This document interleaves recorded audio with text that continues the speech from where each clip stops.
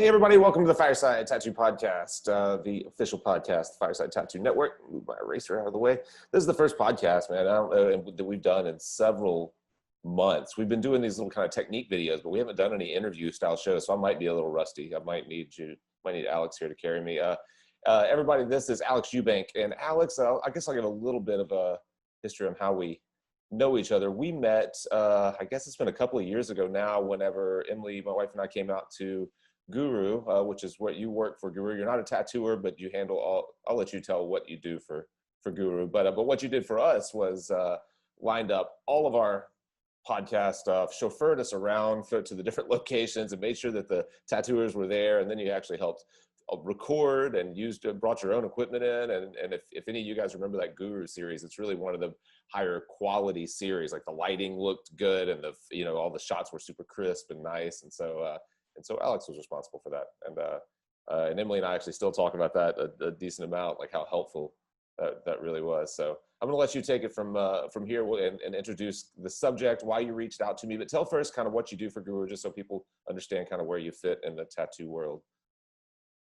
Yeah, man, it's been a couple of years already. Holy cow. No, it was great. It's good to see you again, even though it's virtually, right? But when we did get a chance to get together last time, it was at Guru in San Diego, California, and you and your lady came down, and it was good times. I got fond memories of that. I don't mind, showing you guys around town anytime. Shoot video, being part of podcasts and that sort of thing. It's one of my passions, right? So going back to what you were saying about Guru Tattoo, that's what I'd done with those guys for a number of years. Also worked with Bill Canales over at Full Circle for a short period. Just kind of handling digital media stuff, Instagram, photo and video, website.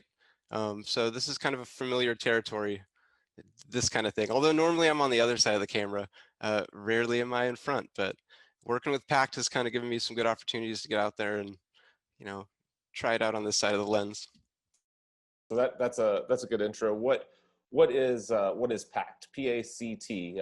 This is what you reached out a few weeks ago to me to talk about, and it's something that there's kind of like an urgent need kind of arose and had to be addressed, I guess, huh? Yeah, so PACT, the Professional Association of California Tattooers, specifically focused on our state, California. I know that you got a really big audience here, but a lot of the stuff we'll be talking about today, applies to everybody out there that's tattooing, the whole industry, I feel like. Really what we're here to do is advocate for tattoo artists, on a political level, statewide, on a local level, right, with our county health departments and chamber of commerce and whoever's handling the licensing and all of the kind of issues and topics that are relevant to our business, from the big scale, like COVID shutdowns and AB5, which is a kind of a California specific issue for labor, all the way down to, if you're having trouble with your county health department, you want to open up a new shop and they won't, give you a license to operate in that area. Those are all things that we'd like to address and like to kind of get better as an industry, being more proactive dealing with those types of issues. It's not in our history, not traditionally have we kind of taken this type of proactive approach as far as political issues. And it's 2020, almost 2021, and I feel like it's apparent that these types of things are impacting our day-to-day. So we can take the head in the sand approach and stay low key and go underground like we've been successful doing for generations. Or we can maybe find a hybrid approach that hopefully takes the best of both worlds and kind of betters tattooing and helps us move forward as this thing progresses. That's interesting that you say we can either choose to go underground, put our heads in the sand. That's something that's typically the way that the tattoo industry had worked over the years. It's just kind of flying under the radar and avoiding any real sense of responsibility as an industry. Just trying to instead of stepping up and dealing with regulatory issues or whatever else, we would just kind of skate past them. But the industry itself has gotten so big over the last decade or so much more publicized, and you know, and there have been a lot of great things that have happened due to the growth of tattooing. We're drawing better and better talent in. So many great artists that would have gone into other industries are now choosing tattooing as a career. You know, we're even a 2 or 3 year tattooer can earn a great living, whereas that, you know, when I started, that was not the case at all. You know, there weren't a lot of people that were really making great money in tattooing. So this is just kind of one of the things that we need to deal with now that we've grown into we've gone from a baby industry to a big boy Yeah. industry. Yeah, kind of Yeah. growing pains, you know. But I do want to back it up just a few statements prior, something you said and something I said either, you know, also having to do with the head in the sand approach. You know, for a lot of generations, that is kind of necessary. You know, it's part of our tradition. It's part of the way that we've kind of managed to survive. And I'd even say get to this point that we're at. We probably would never be here if you know, if we didn't kind of protect the industry the way that we did for so many years. So one of the important kind of mindsets to have throughout all this is to not lose track of that. Um, you know, for a lot of good reasons as well, you know, but um, I think at the end of the day, finding a balance between the two is going to be important. You know, we're not trying to go fully mainstream. We're not trying to publicize every nook and cranny of the industry. As a matter of fact, we're not even looking to grow the industry in the same way, like being mainstream and having all this new blood. And, you know, I think there's a lot of those topics that are maybe separate from what we're trying to shoot for. You know, what we want to do is make sure that tattooing has like a voice at the table, you know, and I feel like if we are tactical in the types of topics that we approach, and if we're making sure that we're addressing only the issues that are going to kind of elevate our industry and maybe not cause us more attention or not cause us more grief than it's worth, um, I think we can do it. You know, so like I said before, it's kind of finding that balance between getting the attention that we need and getting heard in the kind of areas that need to be heard, and then kind of defending some of the other aspects of tattooing that we've been defending so vigorously for generations. So, So talking about having a seat at the table, let's kind of dive into what it means. What made you do this form pact in the first place? And I'm sure this all ties into COVID.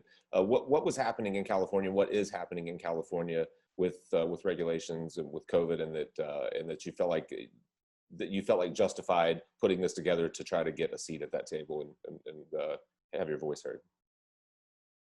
yeah, it's a great question. So, you know, the concept of PACT really was born from or as a response to the COVID shutdowns, right?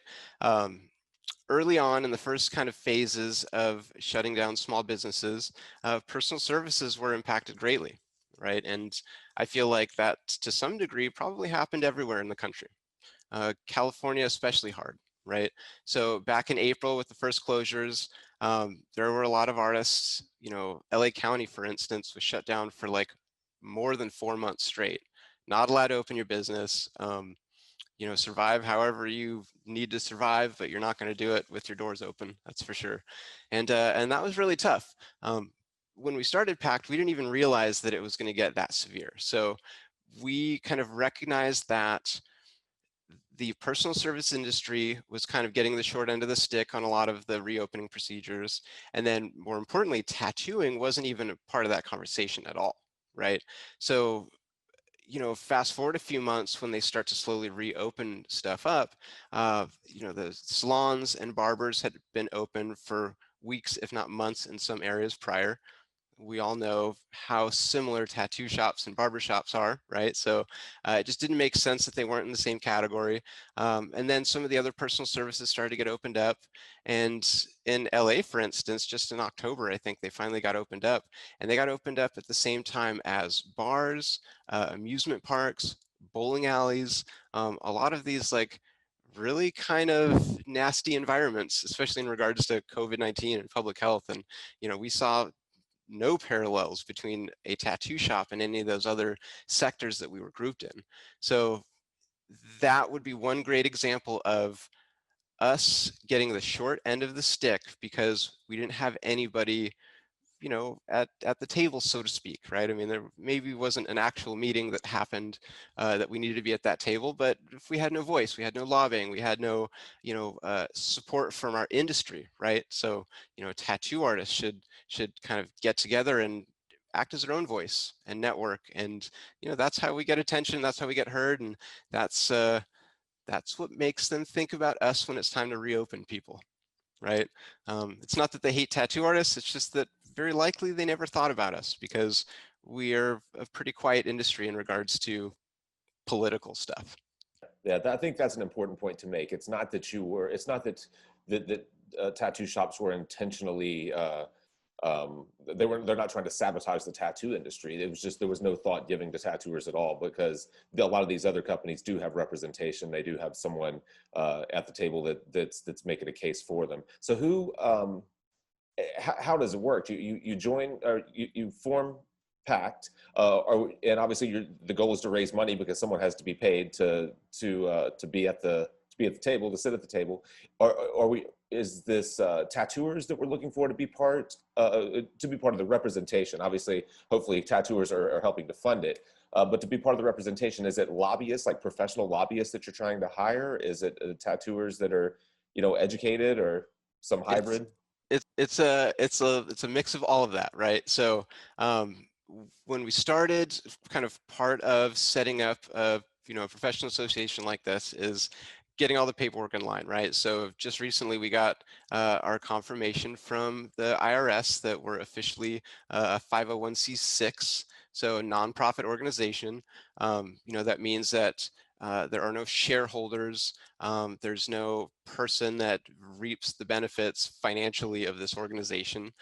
So none of this money is going straight into the pockets of the founders or an owner or anything like that. The bulk of the work being done by PACT is all volunteer based. Myself, this phone call, I'm doing this because I, love PACT and I love the industry, and I'm doing my best to get out there and spread the word.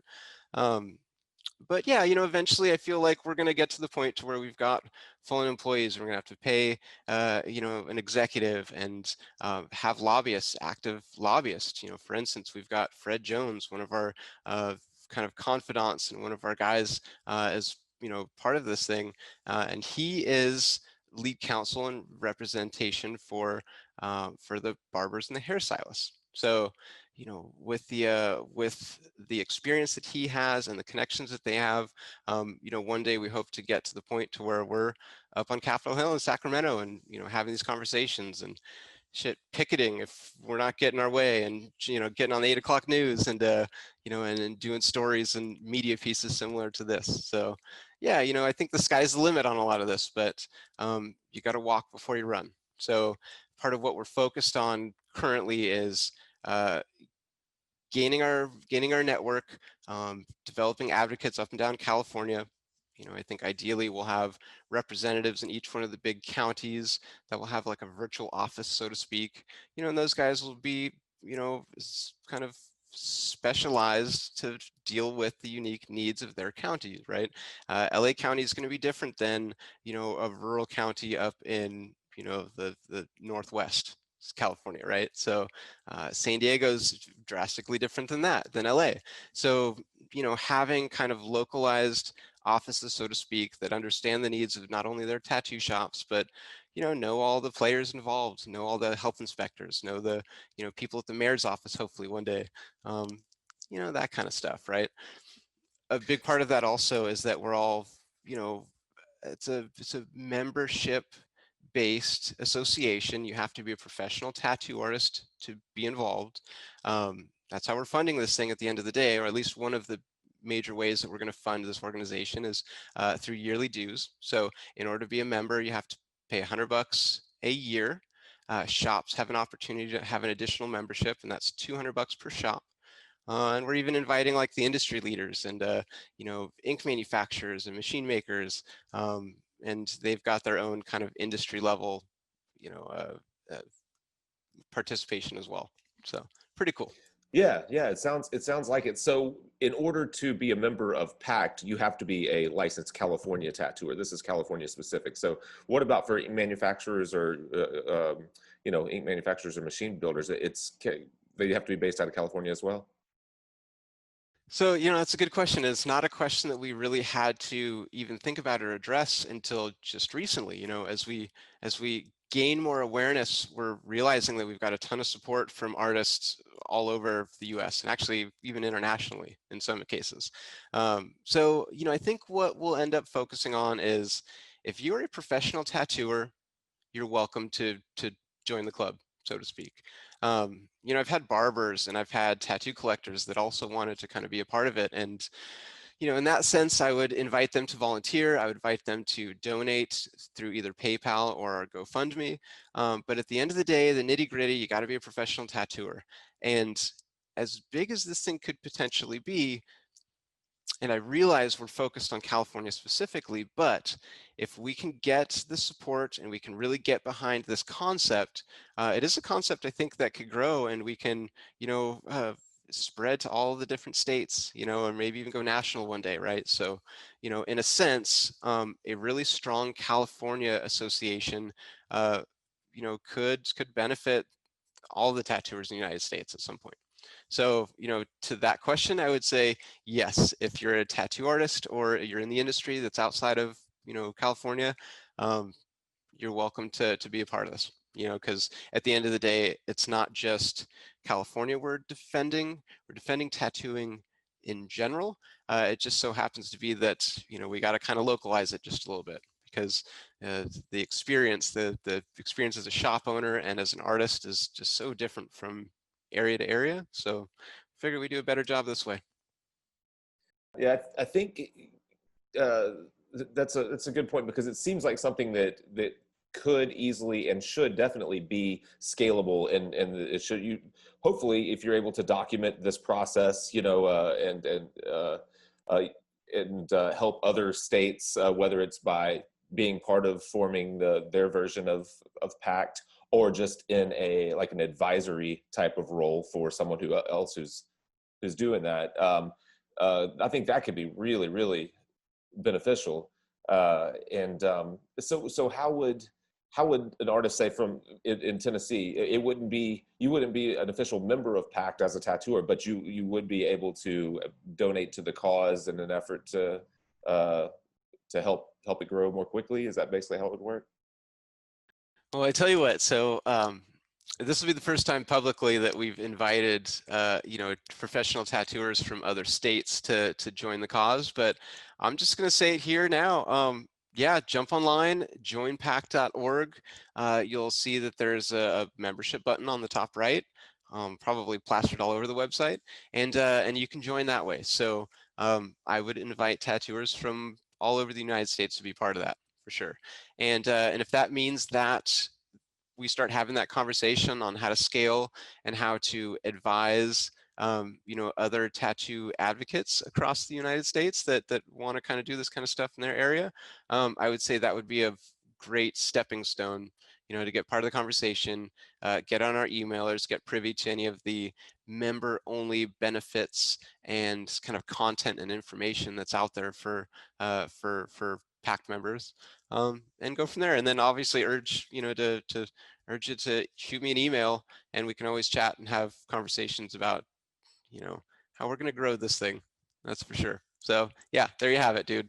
Jump on our website, join PACT. As long as you're pro tattooer or industry, I think we're good to go. And just out of curiosity, I don't know how much you would want to go into it. I assume is it a pretty significant expense to get as far as all the moving parts that it's taking to get this thing going? Is it something that a small group of tattooers in a city, that could begin and fund, or is it something that you guys really need the entire tattoo community to get rolling with?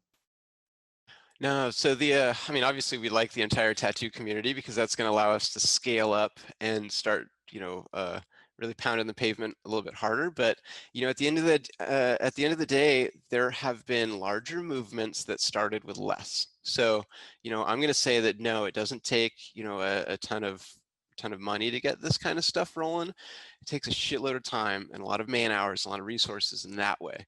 Um, especially when you're starting from scratch, right? So I've made probably hundreds of phone calls.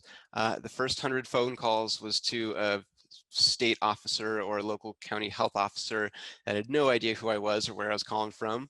Um, but as you kind of persist and as you keep those types of communications up and as you call them up with really good questions or useful pieces of information, um, you start to develop those relationships. So, my experience in the last 6 months really has been um, no amount of money is going to replace the ability to get that knowledge and get that experience and build those networks. So it's half and half, but at the end of the day, in order to start a movement like this, you just got to have the people and hopefully a little bit of a knack for networking and getting your point across. It's a big part of it, at Yeah. least at this level. Ultimately, when you get to the point to where you're influencing state legislation and you're lobbying with the big dogs, you're contributing to campaigns and you're making a little bit larger moves, right? Like one day I'd love to get kind of a collective insurance plan together, or start talking about healthcare, or like future planning for finances and stuff like that, right? So there's a lot of group efforts that we can um, do as a tattoo community to benefit tattoo artists, that aren't really easy to do on a small scale.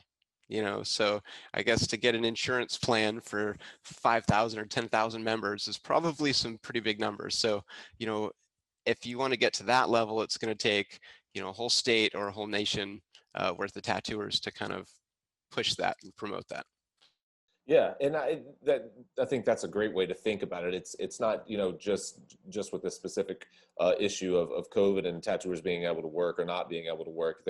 This thing can kind of like spider web out into all different types of um, of benefits for the tattoo community, and we obviously all can work if working together is so much more powerful than just complaining about how we can't afford healthcare. And this is something that's happening. Tattooers may remember this. We didn't do an episode on it, but I know that a few of the ink manufacturers were making the podcast rounds last year with all of the FDA ink regulations, and they were talking about hiring lobbyists and making trips to DC, and all this stuff was at the federal level, not at the state level. But I'm forgetting the big event that they threw in Vegas, that was basically to kind of like, it was a big kind of fundraiser and an awareness raiser for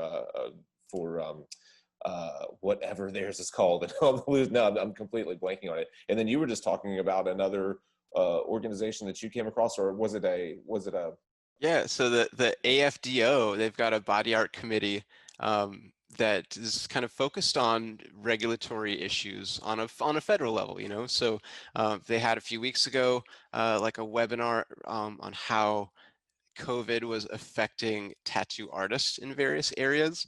And I was kind of getting a kick out of it because in California, between California and New York, I feel like it's safe to say that we've kind of been hit the hardest in regards to COVID. And then also the way that our political climate is, that kind of translates specifically into like impacting small businesses and shuttering businesses and stay-at-home orders and that sort of thing. So I'm listening to all the different experiences nationally having to do with COVID-19 shutdowns, and I was like, oh man, we got it pretty rough down here.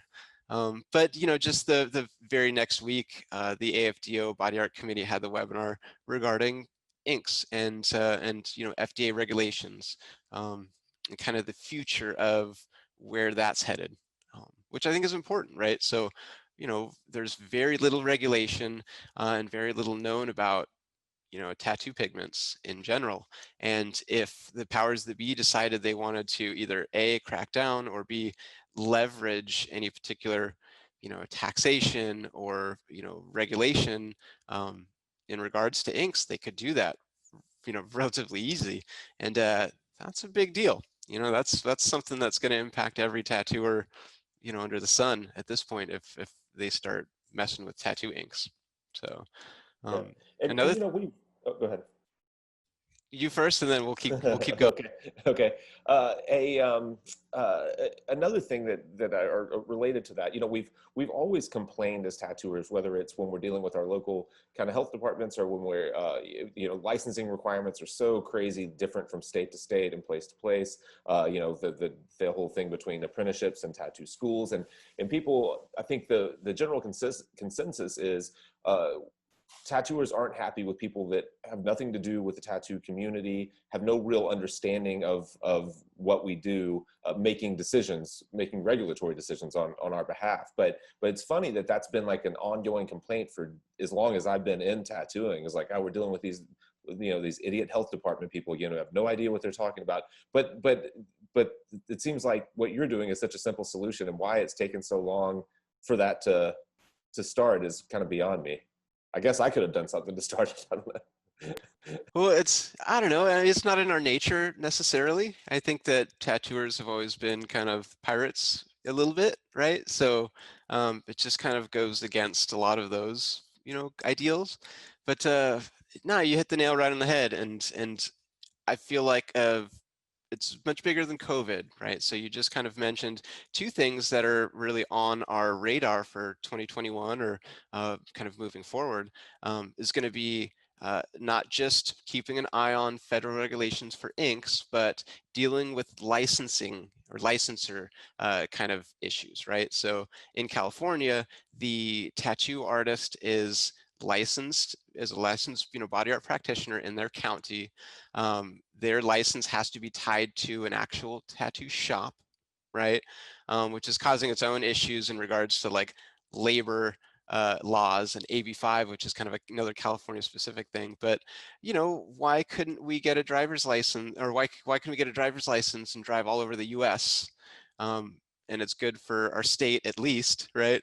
But we can't do that for tattooing. So maybe getting all of those regulators on the same page about the standards that we need to be at, and licensing for maybe more than just one county. What happens if there's a tattooer that has different shops that he works at, or lives in different areas, or travels 6 months out of the year? That will just kind of allow us to be on the up and up, and make it easier for us to play by the rules and do what we need to do as professionals, because so much of that stuff is in the dark constantly. So, Yeah. and another part of it is, we've worked with health departments in the past. I mean, it's been probably decades at this point since we had any big major leaps forward working with the tattoo industry, like hand in hand with governmental agencies. So we're overdue. And even then, I feel like we're dealing with kind of an antiquated idea of what a tattoo shop is like, or what a practitioner actually is all about, right? I don't feel that a lot of the regulators and lawmakers realize that we consider ourselves fine artists, that we focus equally as much on art as we do the craft, the application. That customer service is such an important part of what we do day to day, that hygiene and public health is kind of like right there at the forefront. Equally as important as the quality of the art that we're putting out is doing a clean tattoo that's going to stay there and not get anyone sick. I feel like there's a lot of values that are really commonplace in the industry that maybe we don't realize that other people don't get. Our clients get it, the public gets it, the media, mainstream media gets it. None of those fucking people are the people that are going to impact us like legislators, like a federal law, like a tax implication. There's all this kind of stuff, and we constantly get blindsided by it. So hopefully if we got people keeping an eye out, and maybe playing a little bit of defense, or preemptive types of actions, we won't have to run and hide so often. Yeah. Yeah. Yeah. I think that an organization like PACT could be one of the most powerful, most important aspects of it. Could be just having a reliable and consistent place to get information about what's in the what's upcoming, what could happen here, you know, what has happened here. There's nothing like that. I think that's why it's made it so easy to bury our heads in the sand, because it's hard not to. Because where do you go find it? You know, my show, we talk mostly about drawing pictures. We're not talking a lot about this type of stuff.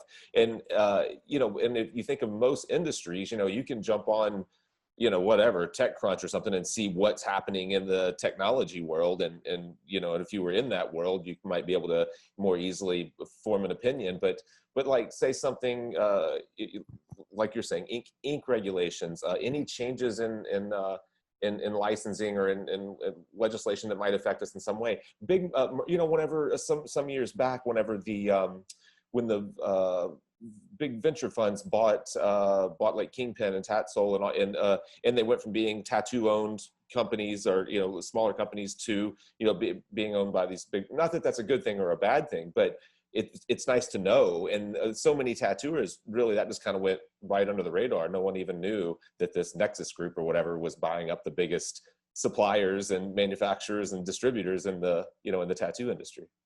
Yeah, and you know, don't get me wrong, there are publications in the tattoo community that's great for information, you know, and it's it's it's one of those things that they should be able to focus on their art and not have to be focusing on all the politics and all the business news and all that kind of stuff. And you know, you said it, man. Finding information on this stuff is nearly impossible, and I don't even Google it. You know, I jump on and I talk to, you know, health inspectors and supervisors for health departments, and you know, like Chamber of Commerce people, and nobody really knows answers specifically regarding the tattoo stuff. And uh, I think it's really because there's not a lot of answers. It's one of those things that we're such kind of a fringe industry.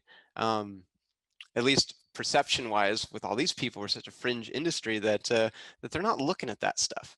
You know, I ask regularly when I have a chance to talk to a high up at health department, hey, have you guys been getting, you know, issues with COVID-19 spread in tattoo shops? Like, how safe are my artists? How safe are our clientele? Like, I would like to know, like, you being the public health official that handles this stuff in whatever county, X county, how are you guys doing? And the pretty standard cookie cutter answer I get is, we don't know, we're not looking at that metric, right? So you can bet that they have an idea of a lot of other metrics because of squeaky wheels, but squeaky wheel gets the grease, you know? So. Isn't that interesting? Yeah, that's but not surprising at I'm all. even looking now. So California AB5 was a piece of legislation, a labor bill that was kind of active actually as far as this year. It started in January 1st, 2020, that took a look at the W-2 employee status and the 1099 independent contractor, and pretty much said, okay, here's our guideline. There's like a 3-point test that if you pass or fail this thing, we're going to consider you now a W-2 employee. And tattooers, as far as I read into this thing, could very quickly become W-2 employees, and not have any choice about that. And that is just so drastically different from the way that we do business. And there's huge implications. You know, all the shop owners are now going to have to, you know, match up taxes, unemployment, Social Security, you know, have to now monitor their employees and set hourly stuff, and you know, make sure everyone's going on break, and all these different kind of OSHA requirements that, you know, are focused on your typical like W-2 wage earner, and that's not us. You know, that's we're independents. We've been independents for a long time, and there have been over 100 different industries that managed to gain exemptions to this AB5 rule. Tattoo artists have not. I think we're one of the last ones to kind of clarify whether or not this is going to affect us, and it's tough. You know, I was looking up the research now, and I think I'm going to have to talk to a human, because nothing in the, you know, Board of Labor, like for California, nothing in really any of the literature that I'm reading online from the state clarifies what we're considered, whether we're considered a fine artist, in which case we could probably skate by with an exemption that just passed recently under AB 52257, or whether we're personal services and we've got to find our own exemption, similar to hairstylists and barbers did a year or two back. What's So the time frame on the, like how long how long until that would go into effect if you're not able to find the exemption? Any idea? So there was some talk about 2 or 3 months ago that the governor's office was looking for, a few $1 million, 20 million bucks or something like that, so they can start actually enforcing this. Anytime there's really that big of a piece of legislation that passed, they usually give it like a year or two uh, before they start enforcing any of that stuff. As it turns out, I feel like AB5 is slowly starting to become unraveled, because the whole idea initially was so that they could kind of leverage like all the big like Uber and Uber Eats and all the ride sharing programs. Like, what they wanted to do was take those guys out of the independent contractor status, put them as W-2 employees so they could cash in on all the taxes for Uber and Lyft and all those guys. So California actually passed an exemption for them recently. So it seems like everybody's getting exemptions, even the ones that they frickin' wrote the law for, except for us. It's still quite unclear whether we're still stuck out there or not. So we're figuring that shit out. But I got a feeling that AB5's unraveling on its own. So hopefully that'll work itself out. But hell, if I got to fly my ass up to Sacramento to start kicking doors down, I will. All the more reason for an organization like PACT, right? That's incredible that the very industries that they're writing laws for, the ones getting the exemptions. Crazy. Um, so let's go ahead and give what's the easiest way? Jump on the website. What is the website? Yeah, so I think that a lot of the engagement and a lot of kind of communications that I'm doing with people on like an individual basis is all Instagram, DM, and email, and Facebook, of course. So you can find us at PACT_official. There's probably a few periods in there here and there, but search it up. We're online. We've got a great website. That's joinpact.org. On our website, you'll be able to get more information about what we're doing, but you'll be able to sign up as a member and donate and sign up to our email, stuff like that. So I urge everyone to jump online, check it out, share this with your friends. If you got tattoo artist, friends or clients that might need to hear some of this stuff, then just give us a shout out, man. We'd appreciate it greatly. Yeah. Who else is involved besides you? I knew Aaron Dellavedova. What's his role in this? Yeah. So we've got our founders, Aaron Dellavedova and Bill Canales. So Aaron's from Guru Tattoo here in San Diego. Bill Canales from Full Circle Tattoo. Both incredible shops. Got to check them out. We've got probably a handful, I'd say about a dozen kind of main advocates, guys that I text if I hear news, or I kind of rely on them to check in and tell me what's going on up in Northern California, what's going on in LA. So, we're growing as well. I get emails regularly of people wanting to volunteer, and I think that once we get to the next big phase, we'll be able to start opening up those offices in various areas. So, I've got a big long list of people that we'll be reaching out to here shortly. But yeah, so between that and then of course people like yourself, influencers and guys with media outlets, we appreciate what you guys do very much, and thank you for taking the time to talk to us. Yeah, man, I'm happy that you gave me a call. I'm gonna jump on and do my part, and I hope everyone else will as well. To your point earlier, this is California specific right now, but as tattooing continues to just grow exponentially, this is going to be something that it already is affecting us, a regulation, and folks making these decisions are just going to be paying closer and closer attention the more that tattooing grows. And we saw it with the EU first, with the ink regulations, and the FDA following suit, and and then obviously the stuff with COVID, and the idea that tattoo shops would be lumped in with amusement parks. I can't quite wrap my mind around, but that's why, that's exactly why something like this is so necessary. So yeah, I encourage everyone to jump on, and even if you're not a California tattooer, throw a few dollars at it. That makes it a lot easier.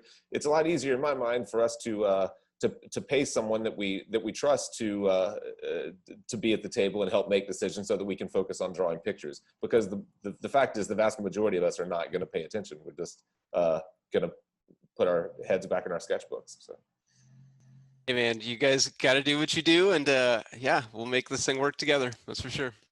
Well, we'll link to all the social media and the website in the show notes here. And man, Alex, great to see you. Good to catch up. I hope one day we can get on airplanes again, and I'd love to come back out and catch up and soak in some San Diego weather.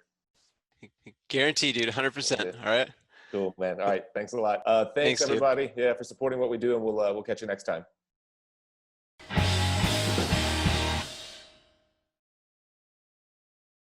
Hey, thanks again for watching. If you haven't already, we ask that you would subscribe to our channel so you can stay up to date with new episodes. Also, if you've gotten any value out of our show at all, we would be honored if you would buy us a beer at our Patreon link.